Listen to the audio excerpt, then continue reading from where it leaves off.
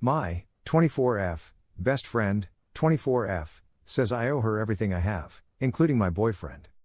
I know I should be careful calling someone best friend in a post like this, but I don't know how else to call Jessie. Our parents are great friends, so we grew up together and she kind of had my back in high school. Long story short, on the teenager food chain, she was on top and I should be on the bottom. But nobody messed with me cause I was Jessie's friend. Jessie is one of those people who require attention. I never minded though, nobody is perfect, right? But now that I have my first real boyfriend, she doesn't know how to behave. Every time we are together she is really handsy. Always touching his arms, running fingers through his hair, complimenting him. And now she even started with the prank spankings on the butt, you know? I just feel really uncomfortable with it. Maybe it's normal, I mean, Jessie has a lot of guys friends, so maybe this is okay? My BF never thought much of it either. Am I just overreacting? She is super pretty, so maybe I'm just jealous? Anyway, yesterday something really threw me off. BF had to do some work and I had a book thing, hobby, so we decided to meet later at a friend's house. They were getting together to drink and so on. BF finishes work early and calls me, but I don't really need him to come over to the book thing. I know he doesn't like it, so I just tell him to go to friend's house. Then I start getting texts from Jessie all like, "Girl, you gotta come to this party now, your BF is wasted. LOL, lol, we so drunk, you need to come and stop us, I can't behave myself if you don't get here soon." And so on. The book thing took longer than I thought and I was just getting mad and madder. But I am a very non-confrontational person, so I deal with it. I call BF when it's over cause I don't feel like going to this party anymore, but I was his ride, so I ask him if needs me to come pick him up. He says, sure. I get there and don't even go inside. I am ready to release the hounds of hell on him. But he gets in my car and he is stone cold sober. I ask him if he was drinking and then show him Jessie's texts. He gets super upset and says she was lying, he wasn't even hanging directly with her, but catching up with a friend who just came back to town. He says I should have texted him letting him know what she was saying so he could confront her about it, since you don't ever seem to be able to give that girl some boundaries as words. Now I'm thinking maybe I should talk to Jessie? But maybe she was just drunk and annoying me cause she wanted me there? I don't know, I mean, this girl was really nice to me growing up when she could have been a bitch. I don't like how she behaves around him, but at the same time I don't want it to look like I don't trust her. Is there a polite way of going about it? Or I should maybe wait and see if this happens again? Am I overreacting? Update. Yesterday I posted here about how my best friend Jessie is a bit handsy with my boyfriend and it makes me feel uncomfortable. I am very thankful to all those who commented, especially the ones who encouraged me to say something and what. I don't like arguments, so those were very important to me, thank you. Last night we were alone cause she wanted me to help her choose clothes for an event. I was at her place, so I thought I should say something. I wanted to say something. I was very polite and just said that I knew she meant no harm, but I didn't feel good about it. So I asked her if she could tone it down. I should have said stop, but I guess I'm weak. She didn't really say anything mean, but her attitude was a bit off, I think. She was looking at me in a scornful kind of way, and the way she smiled once I was done talking. It just felt weird. She didn't say anything else but okay, and we just moved on to choosing her clothes and I left after.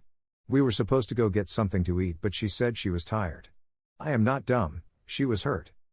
So I texted a common friend, more her friend than mine, and, without getting into details, I just told him that I talked to Jess about something that was important to me, but that I was afraid she may have gotten the wrong idea from it. The common friend said, look, I don't want to get involved, but you should watch it. I asked what he meant, he said nothing, just watch it. A little while after that he texts me back and says changed my mind, I do want to get involved, and sends me a bunch of prints of texts going back and forth between him and Jessie. It basically starts with him asking her if the two of us had a fight, cause I was worried. He was kind with his words, I don't mind him stepping in, and then just a non-stop stream of her being horrible. She says I had a big mouth and was judging her behavior cause I'm a prude who doesn't know how to be around guys.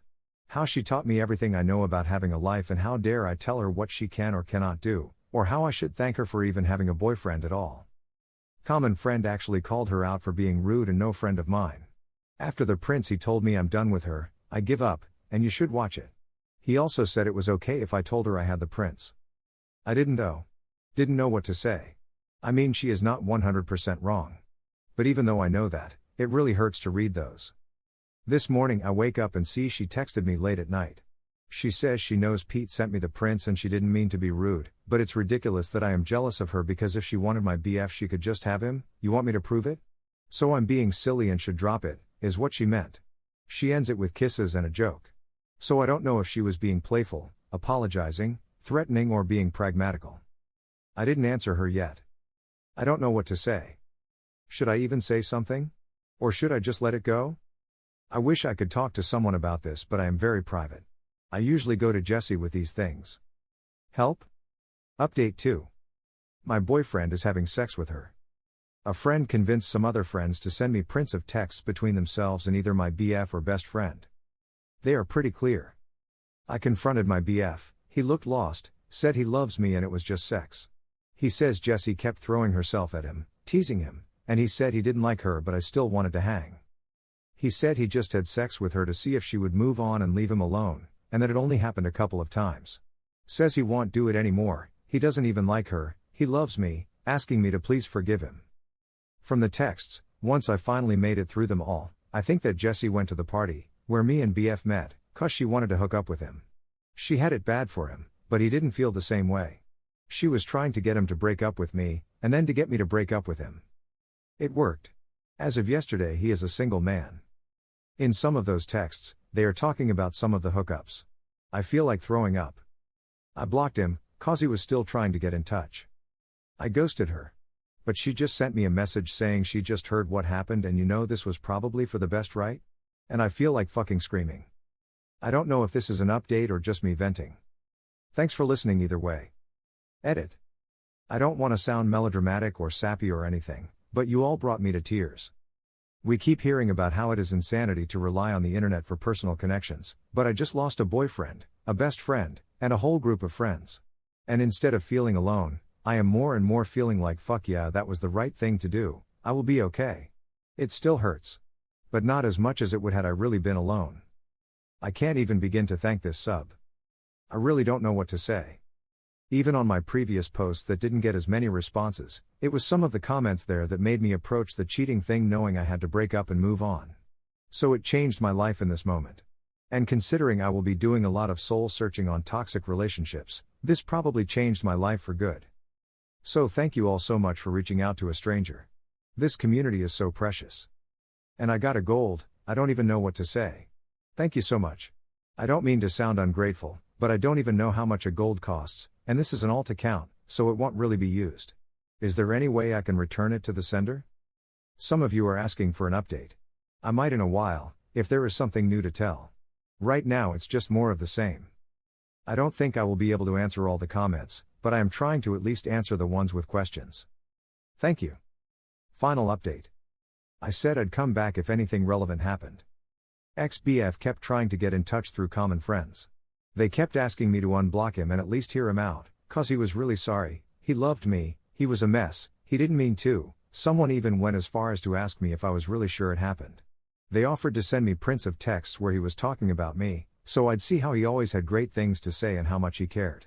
But I've had it with the print screen drama for life, and said no. To the ones who insisted I told them I wasn't unblocking him, had nothing to say or hear, and if they kept pushing me, I'd block them too. I ran into ex-BF at this book thing I go to often, hobby of mine. Maybe I'm being presumptuous, but I think he went there for me. He didn't really have any business there, but I'm just speculating really. He asked if I had a few minutes for coffee, I said I was late, lie. He walked me to my car. He looked so good, smelled great. He was so sweet. Was even wearing his hair the way I like it. I fell horrible cause even after everything, I still like him. He apologized some more, said he knew I needed time and space but asked if I'd consider giving him another chance cause he would wait for me. Said he would never talk to Jessie again, and would act like they had restraining orders against each other. And I just found it really funny how everything he was saying required me trusting him. Which I don't. So I told him I wasn't interested anymore and he should move on. I wish I said something snappier or wittier. But I had nothing. This was Saturday, I haven't heard from him or friends since. I think that was that. Jessie also kept trying to talk to me. Like I told some of you on comments, I had a trip coming up, it would have been me, Jessie, ex-BF, and a few friends. Since Jessie couldn't afford it, my parents paid for most of her expenses. She must have remembered this right after everything went down and panicked cause I had everything, vouchers, confirmations, emails, credit card info. She went crazy. Even showed up at my place, I wasn't home and my roommate told her to fuck off, exact words. I didn't block her at first cause I admit I was having some fun watching her despair. I talked to my mom and she was amazing. Told me I should cancel everything even if it costed us money, it was fine. So I did. And for one last bit of print screen drama, I printed all the emails I got confirming cancellations and sent those to Jessie with the word bye before blocking her. My roommate has been amazing. We were never really close and now I don't even know why. She canceled plans with her friends to stay with me and invited me to go out with them next weekend. A few of you suggested I see a therapist and I did, yesterday. I really liked it. It was just one appointment and I mostly just talked, but it felt good. She gave me homework, she talked a little about unhealthy and abusive relationships and asked me to think about my friendship with Jessie and try to point what was healthy and what was unhealthy about it. Made me realize she was never really my friend. She was taking advantage of me for years and she even had me thanking her for it. Therapist also told me about this saying, I think that's what it is, called the narcissist's prayer, which goes something like that didn't happen. If it did, it wasn't my fault. If it was, I didn't mean it. And if I did, then you deserved it, which is totally how Jessie is handling this whole thing now. So good riddance indeed. And a final piece of gossip. Pete talked to me yesterday, he is checking up sometimes, he's a good guy. Again, he is gay, in case someone is still thinking this might turn into a romantic comedy. He said Jessie was super sure that since I broke things off, she and Dean would hook up right away. But apparently he doesn't have the same plans and that freaked her out over the weekend.